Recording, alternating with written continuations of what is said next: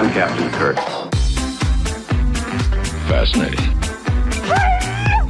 I'm a doctor, not a mechanic. Thank you, love you. Mwah. Most illogical. Aye, sir. Well, that was different. Yep, lousy, but different. Places, please, and here we go. Welcome, ladies, gentlemen, bears, Vendorians, and things, to episode 86 of the MuppeTrek Podcast. I'm Jarman. And I'm Steve. We're here to compare, contrast, and confer about our two favorite franchises. Jarman, remind the folks what those are. Those are, of course, the Muppets and Star Trek, and we do one-to-one reviews of the Muppet Show and the Star Trek, the animated series at this point. And this week we have special Muppet Show guest. I put in the word guest name and almost read it out loud. Read that teleprompter. I forgot to. Dizzy Gillespie. And what's the name of the episode? The Survivor. Folks, Steve's getting off being sick, so you might hear it in his voice a little bit. I'm still on being sick. He's a trooper.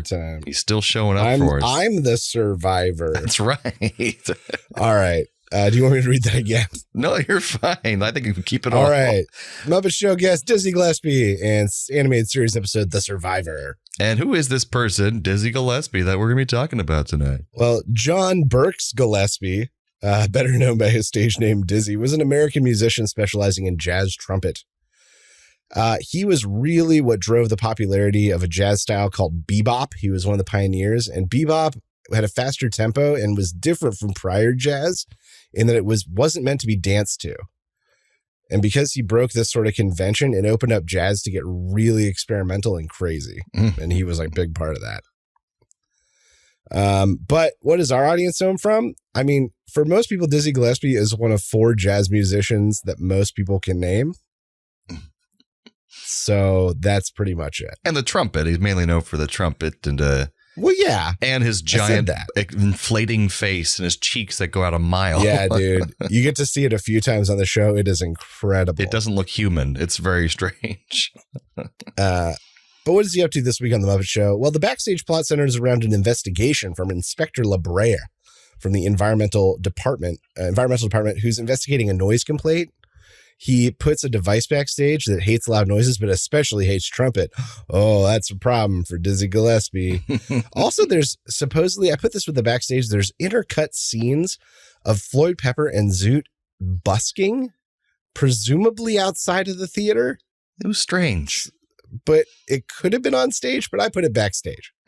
On stage this week, Kermit introduces Dizzy Gillespie, but first we get to meet Waldorf's wife, Astoria, who is Statler in a wig. On stage, we get a gaggle of fish performing Bluefish Blues, a jazzy number with a backup band.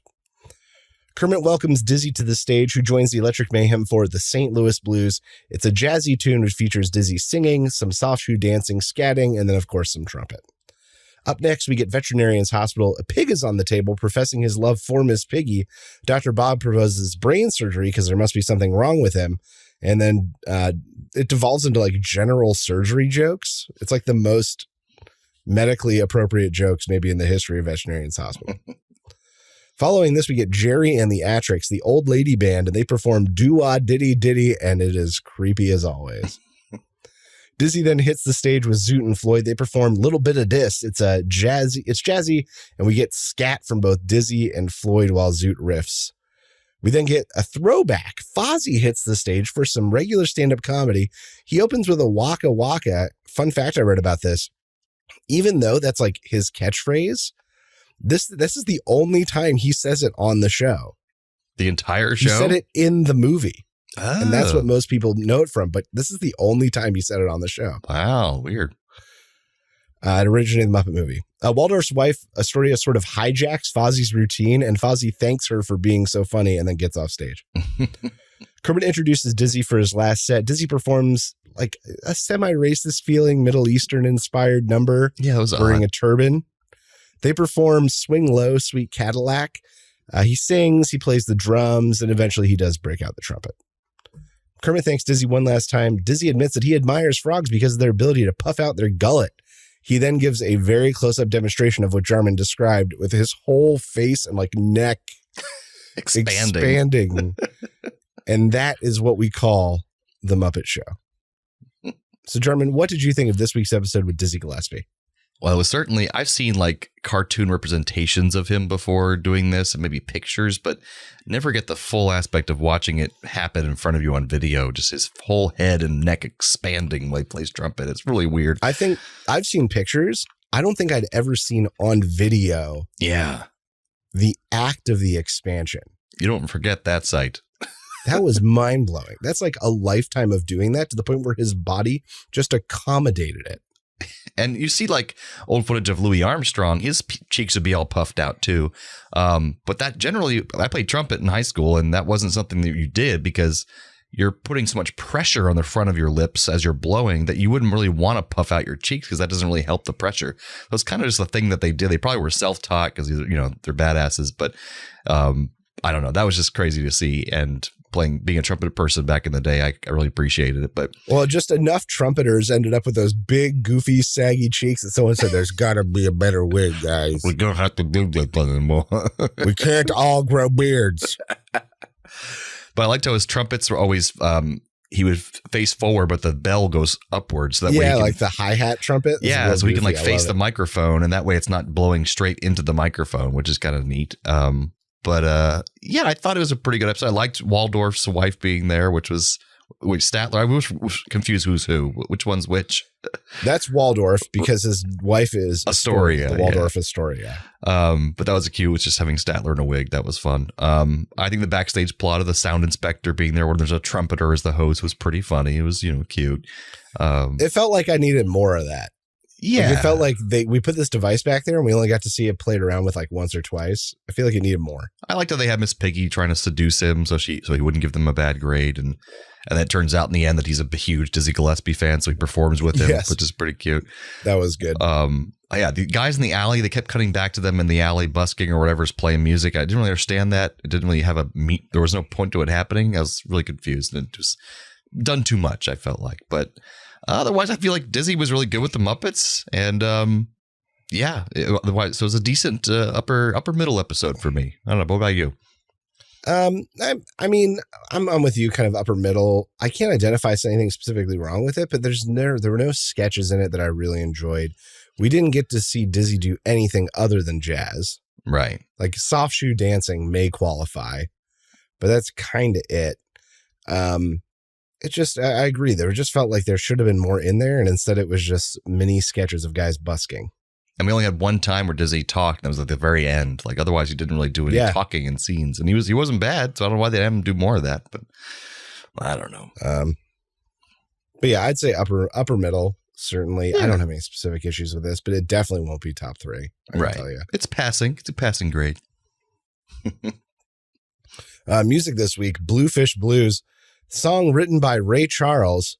No, not that Ray Charles.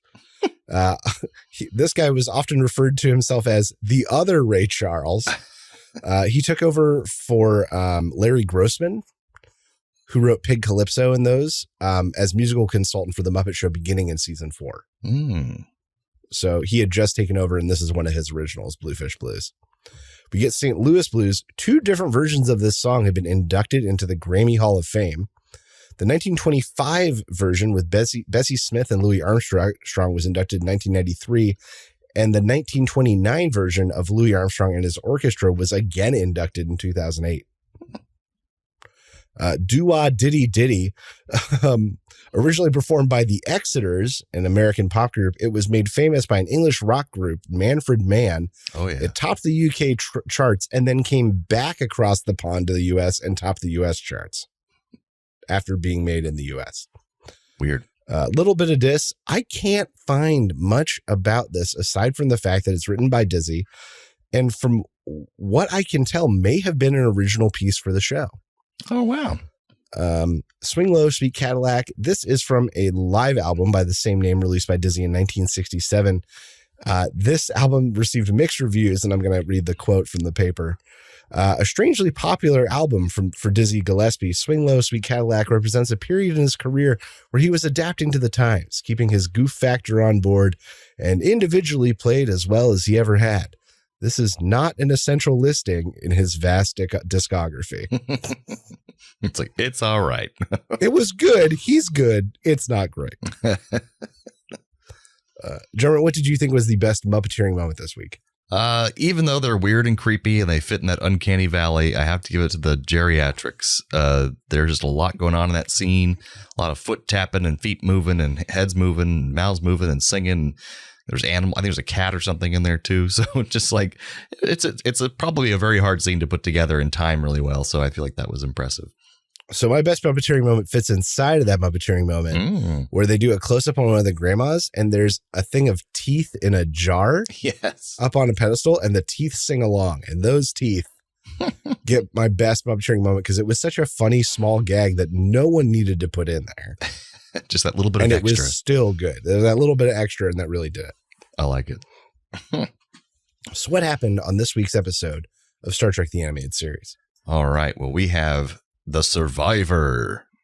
So this is basically where we have the Enterprise is patrolling near the neutral zone, the Romulan neutral zone. But I see this small ship that seems to be disabled, but there is one life form on board. And apparently it's this guy named Carter Winston. He's a Federation citizen and philanthropist who's been missing for 5 years. And it just so happens that his old fiancée from 5 years ago, who still stayed true to him after all these years, Lieutenant Ann Norred, is serving on the Enterprise. What are the chances? She's a security person on the Enterprise. So she goes to talk to him, and he basically breaks off their engagement without any explanation. But he's like, "You just have to leave. We can't be together. I wish I could explain to you, but I can't." So then we see the person who claims to be Carter Winston is really an alien who can shapeshift, and it's called a Vendorian. And he just taps basically Captain Kirk with one of his tentacles after he gets to his true form, knocking Kirk unconscious. And he takes Kirk's form and he immediately goes to the bridge and sends the Enterprise to inside the Romulan neutral zone, despite the protestations of the many crew on board. And they think it's a very strange thing for him to do. But Kirk soon wakes up, the real Kirk, and he comes onto the bridge. He's like, "Why are we going to the neutral zone? Like, you just told us to." So he says to leave. And so they go back to Dr. McCoy to get examined. But just before they got there, Dr. McCoy was taken over by the shapeshifter then as well. So now they're talking to a fake McCoy who's also acting strange, which makes Kirk and Spock suspicious. And when they go back into the medical bay saying, "Wait, something was weird there. Let's go back in there." And they find the real Dr. McCoy who had just been knocked out. So basically they're trying to figure out what the hell's going on. They eventually go into the back part of the medical bay, and Kirk notices there's an extra table there that's not normally there. And he's like, "That's it." Somehow he figures it out. And so he says he's going to pour acid on the table unless the Vendorian reveals its true form. And that's basically when it starts to take its true form and knocks them all out. But just then they're being attacked by, or not being attacked, but hailed by the Romulans who have found them. And apparently the rule in the Federation this time is if they go into the neutral zone, the Romulans get to take their ship and they send them out away from the neutral zone, but they get to take the ship. So they don't want that to happen. But Kirk basically surmises that apparently this is all a setup and they want to get this Vendorian was working for the Romulans and going on board as a double agent to basically send them into the neutral zone so that the Romulans could take the ship. And since he figures out that it was all a plan, he doesn't have to stick to the rules of the Federation because they tricked him and he's going to leave. But they start attacking and they think all their shields are down. But the Vendorian takes the form of a shield and protects their ship. So then they're able to escape and go away. And so apparently the Vendorian, the longer it takes the form of one of its people, like the form of Carter Winston, it starts to take on the personality and traits of that person and the feelings and the memories. And so he's basically falling in love again with his old Lieutenant Ann Norred, and she wants to be with him as well. So he's going to be arrested and face trial, but she gets to protect him in the end because he's had a change of heart to protect them because he's getting the feelings of this Carter Winston guy who is very good in life. And so, yeah, she gets to go off and protect him, and he has to go to trial, and that's pretty much the end of the episode. So, Steve, what'd you think of this one? All right, so some things I liked. Even in the future, rich people wear fancy ascots. I liked that. It was a doppelganger, which we've seen on Star Trek plenty of times, but I liked the interesting take that it could also become objects. Yeah. I feel like that might be the first time we've seen that. It added at least another dimension. That being said, it made it even dumber later when they could find it. I was like, it could be anything. How the hell are they searching? I I loved the Vendorian's cross-armed animation when it would transform, like throwing its little tentacles up over its shoulder. It was such a precise animation. Yeah, it was a choice. For some reason, I really dug it. And then I love the great banter between Spock and Bones right at the end. Like, yes, if there were 2 McCoys, the ship would finally have enough doctors or something like that. I was like, whoa, shots fired. Shots fired. Things I maybe struggled with a little bit. I hated, and this is just old misogynistic Star Trek, that the entire plot fell apart because of like the love of a woman or a weak-willed woman falling for the ways of a man ruins the ship again. Like, I feel like we've seen that so many times, and I thought it was over, but no, it is not. Well, they kind of throw it in its head a little bit by saying that he is actually changed because of his love for her. So that's kind of good in the end. I guess. But there was a point earlier, I think, where she let him go where she didn't know that. Right. And it was like, come on. Yeah, exactly. And the jump from he can be a table to he can be a deflector shield. That's a big jump. May have been a bit too big. I understand it needed to happen, and I get why. It like redeemed him in the eyes of the crew, so there's no explanation had to happen, whatever. But it was one of those like, wait. So he went from being a rich guy to a table, to Doc McCoy, to the captain, back to a rich guy, to a deflector shield. And then at the end, I thought it was funny that like the female crew member had already betrayed them once and like really failed. And so who does Kirk put in charge of the guy's like security detail? Same person. The female crew member who already screwed up and like didn't do the right thing. I'm like, come on, that's a conflict of interest and you know it. They had a lot of those back then. Honestly, I think this is one of the better ones so far. And that it was like a very simple story. It was like all of these are very simple stories, and I'm digging it compared to Star Trek. And it was all on the ship. You know, this was like kind of, it didn't go to a plan or anything like that. It was all on the ship, like a bottle episode kind of thing. Just kind of. Well, yeah, I hadn't thought about that, but you're absolutely right. Yeah, it was. But I liked, like you said, the shapeshifter we've seen before. But I liked this take on the shapeshifter. It had, more scientific-ish reasons why it could shapeshift and that kind of thing. I don't know.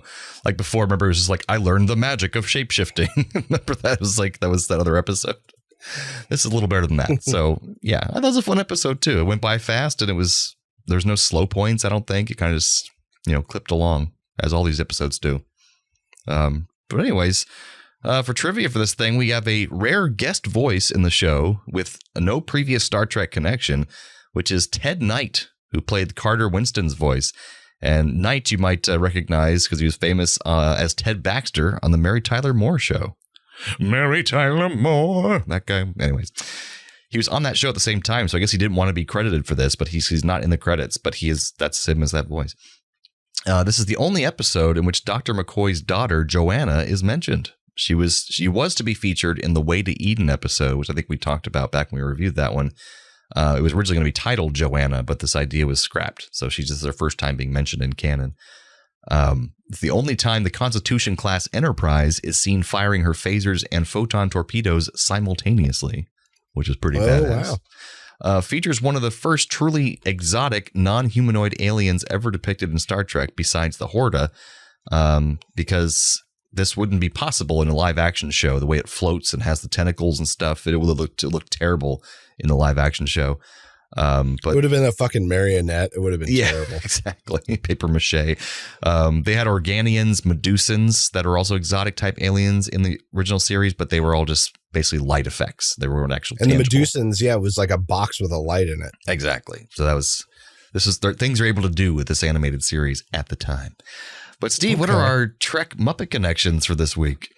Well, in a non-canon Star Trek book, Fortune of War, the Gillespie is a shuttlecraft for the USS Titan. That's cool. I like that. And then the Vendorian, as you mentioned, was voiced by actor Ted Knight. He was also on an episode of The Love Boat. Yeah.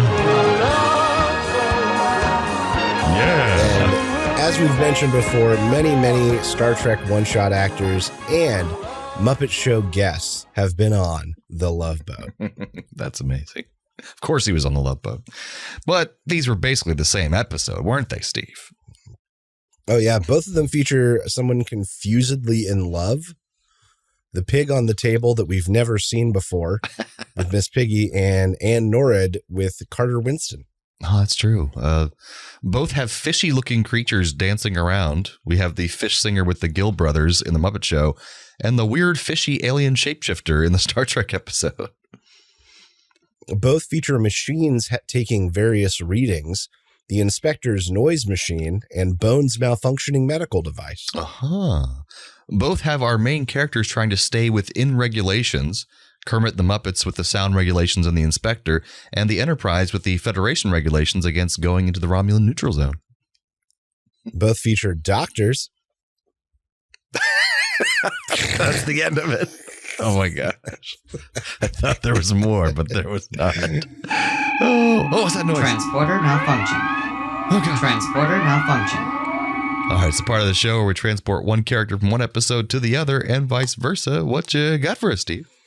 Trek to Muppets, I'm going to bring over the Vendorian / Carter Winston and have him replace the Inspector, wandering backstage under the ruse of inspecting the place, body snatching people, and then driving the show in odd directions. I like that better than mine because I had something similar, but Trek to Muppets, I had Carter Winston is going to replace the noise inspector because his reputation will precede him and everyone likes him, but he still shuts them down for noise pollution because he's good at his job. Can he still wear the ascot? Of course. Then I'm in. Muppets Trek, I'm going to bring Astoria, Waldorf's wife, and replace Ann Norrid, nagging Carter about where he's been all this time and why he keeps wandering space without her. Then he really leaves. Muppet to Star Trek, I have Dizzy Gillespie would trade places with the shape-shifting alien. It'll be his true form when he just has a giant inflated head with cheeks and is spitting on everybody the whole time. There's no trumpet involved. It's like there's just acid in there. He's like that mutant. Oh yeah, the spitter guy. Yeah, no one likes that guy. One. That was his real name. Yeah, the spitter guy. Spitter guy. So that brings us to the end of episode 86 of the MuppeTrek Podcast. Join us next time for the Muppet Show with special guest Liza Minnelli and animated series episode The Infinite Vulcan. So from the lovers, the dreamers, and us. Live long and prosper, everyone. Thanks for listening to the MuppeTrek Podcast. Be sure to follow us on social media on Facebook and Twitter. Subscribe to us on Apple Podcasts, YouTube, Spotify, or your favorite podcast platform. This podcast has been brought to you by A Play on Nerds.